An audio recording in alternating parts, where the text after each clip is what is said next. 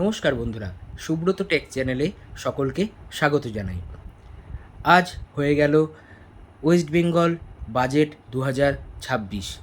এই বাজেটে ঘোষণা হলো বার্ধক্য ভাতা।